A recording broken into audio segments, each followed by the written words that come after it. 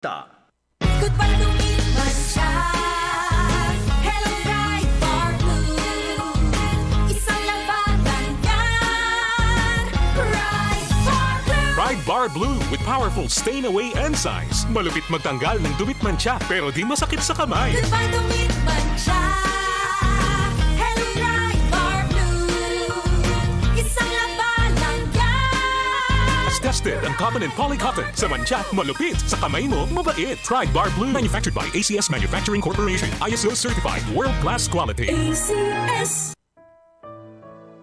Pagbasa sa Aklat ng Kawikaan, Kabanata 11, Talata 1 hanggang 31. Kasuklam-suklam kay Yahweh ang timbangang may daya, ngunit kasiyahan naman ang timbangang tama. Kahihiyan ang laging dulot ng kapalaluan, ngunit pagpapakumbabay, nagbubunga ng karunungan. Ang tuntunin ng matuwid ay katapatan, ngunit ang masamay wawasakin ng kanyang kataksilan. Walang halaga ang yaman sa araw ng kamatayan, ngunit ang katwiran ay naglalayo sa kapahamakan. Mas panatag ang landas ng tapat ang pamumuhay, ngunit nabubuwal ang masasama sa sariling kabuktutan. Ang katuwiran ng mga matuwid ang nagliligtas sa kanya, ngunit ang masama ay bilanggo ng kanyang masamang nasa. Ang pag-asa ng masama ay kasama niyang pumapanaw. Ang umasa sa kayamanan ay mawawalang kabuluhan. Ang matuwid ay inilalayo sa bagabag, ngunit ang masama ay doon bumabagsak. Ang labi ng walang Diyos sa iba ay mapanira, ngunit ang dunong ng matuwid ay nagliligtas ng kapwa. Kapag ang matuwid ay pinagpapala, ang bayan ay nagagalak, ngunit higit ang katuwaan kapag ang masamay napapahamak. Dahil sa salita ng matuwid, ang bayan ay tumatatag,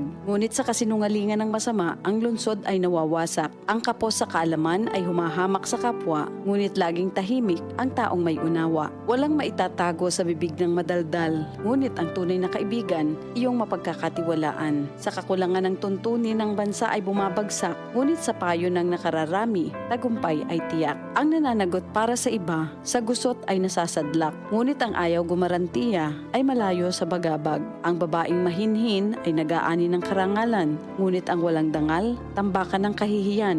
Lagi sa kahirapan ang taong tamad, ngunit masagana ang buhay ng isang masipag. Ang taong mabait ay nag-iimpok ng kabutihan, ngunit winawasak ng marahas ang sarili niyang buhay. Ano man ang anihin ng masama ay walang kabuluhan, ngunit ang gawang mabuti ay may pagpapalang taglay. Ang taong nasa matuwid ay makasusumpong ng buhay, ngunit ang landas ng masama ay patungo sa kamatayan. Ang kaisipang masama kay Yahweh ay kasuklam-suklam, ngunit ang lakad ng matuwid kay Yahweh ay kasiyahan. Ang taong masamay di makaliligtas sa kaparusahan, ngunit hindi maaano ang nabubuhay sa katwiran. Ang magandang babae ngunit mangmang naman ay tila gintong singsing sa nguso ng baboy. Anumang nais ng matuwid ay nagbubunga ng kabutihan, ngunit ang mahihintay lang ng masama ay kaparusahan. Ang taong mapagbigay ay lalong yumayaman, ngunit naghihirap ang tikom ng mga kamay. Ang taong matulungin sasagana ang pamumuhay, at ang marunong tumulong ay tiyak na tutulungan. Sinusumpa pa ng lahat ang nagkakait ng butil, ngunit pinupuri ang nagbibigay ng pagkain. Kung mabuti ang hangarin,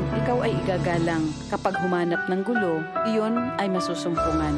Malalantang tila dahon ang nagtitiwala sa kanyang yaman, ngunit ang matuwid ay giginhawa tulad ng sariwang halaman. Ang nagpupunla ng gulo sa sariling sambahayan, mag-aani ng problema, gugulo ang pamumuhay. Ang taong mangmang at walang nalalaman ay alipin ng matalino habang siya'y nabubuhay. Buhay ang dulot ng matuwid na pamumuhay at kamatayan naman ang hatid ng karahasan. Ang matuwid ay ginagantimpalaan dito sa lupa, ngunit paparusahan naman ang mga makasalanan at masasama. Ito ang salita ng Diyos. DCXL News, ang himpilan ng RMN.